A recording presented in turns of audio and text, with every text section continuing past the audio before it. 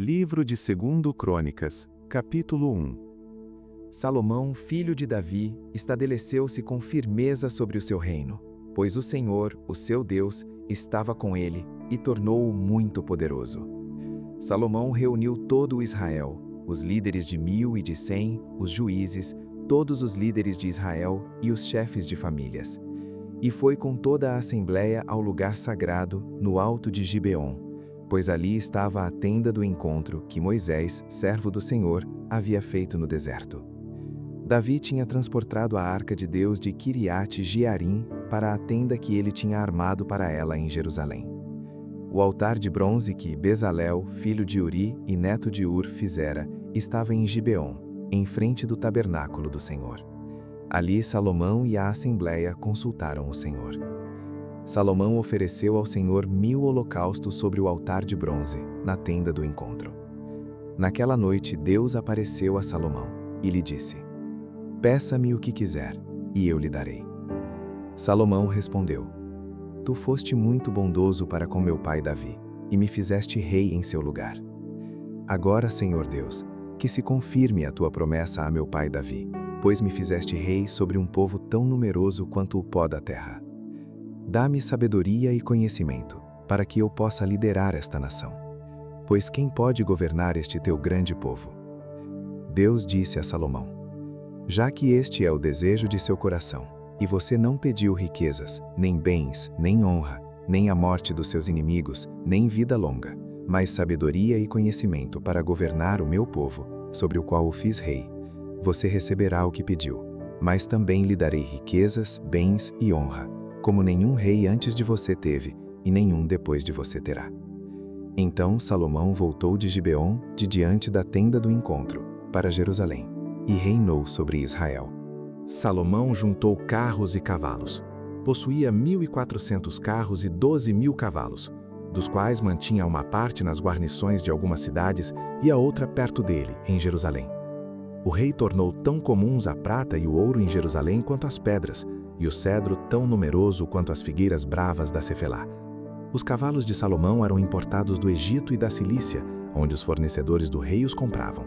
Importavam do Egito um carro por 7 quilos e 200 gramas de prata, e um cavalo por 1 quilo e 800 gramas, e os exportavam para todos os reis dos hititas e dos arameus. Livro de 2 Crônicas, capítulo 2. Salomão deu ordens para a construção de um templo em honra do nome do Senhor e de um palácio para si mesmo. Ele designou 70.000 homens como carregadores, 80.000 como cortadores de pedras nas colinas e 3.600 como capatazes. Depois Salomão enviou esta mensagem a Hirão, rei de Tiro: "Envia-me cedros como fizeste para meu pai Davi, quando da construção do palácio dele. Agora estou para construir um templo em honra do nome do Senhor, o meu Deus, e dedicá-lo a ele para queimar incenso aromático diante dele, apresentar regularmente o pão consagrado e fazer holocaustos todas as manhãs e todas as tardes, nos sábados, nas luas novas e nas festas fixas do Senhor, o nosso Deus. Esse é um decreto perpétuo para Israel. O templo que vou construir será grande, pois o nosso Deus é maior do que todos os outros deuses. Mas quem é capaz de construir um templo para ele, visto que os céus não podem contê-lo, nem mesmo os mais altos céus? Quem sou eu então para lhe construir um templo, a não ser como um lugar para queimar sacrifícios perante ele?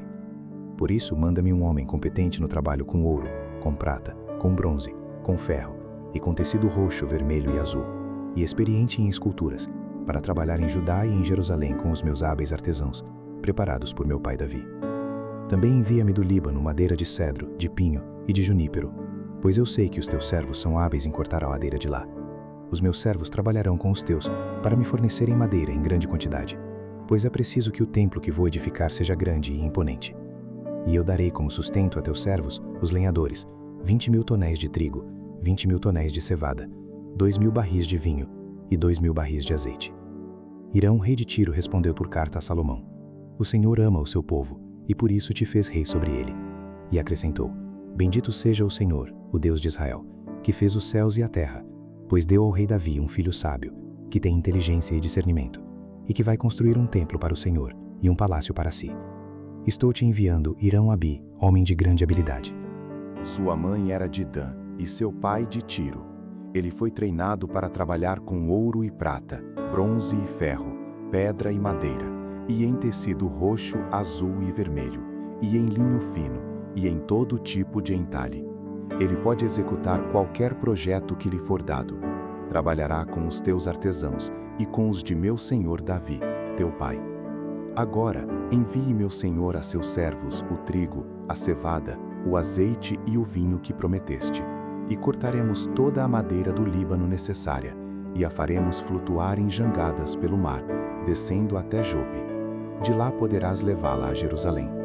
Salomão fez um recenseamento de todos os estrangeiros que viviam em Israel, como o que fizera seu pai Davi, e descobriu-se que eram 153.600.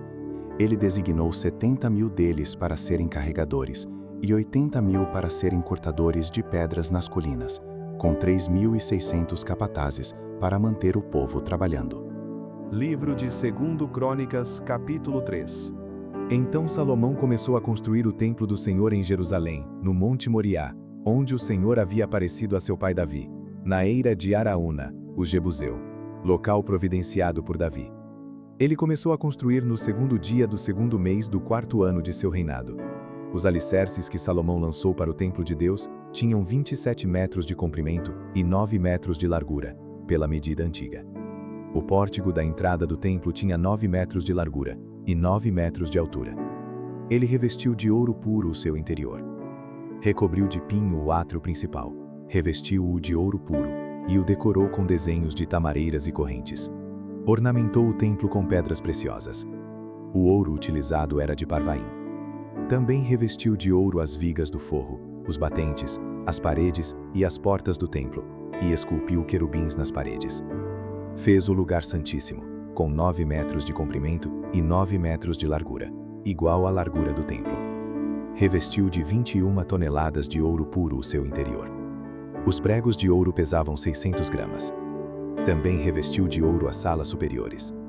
No lugar santíssimo, esculpiu e revestiu de ouro 2 querubins, os quais, de asas abertas, mediam juntos 9 metros. Cada asa de 2 metros e 25 centímetros, tocava de um lado, na parede do templo, e do outro lado, na asa do outro querubim. Assim os querubins, com asas que se estendiam por 9 metros, estavam de pé, de frente para o átrio principal.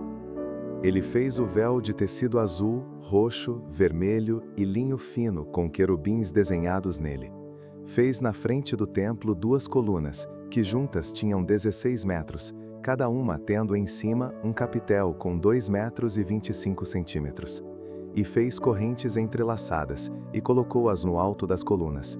Fez também 100 romãs, colocando-as nas correntes. Então levantou as colunas na frente do templo, uma ao sul, outra ao norte. A que ficava ao sul deu o nome de Jaquim, e a que ficava ao norte, Boaz.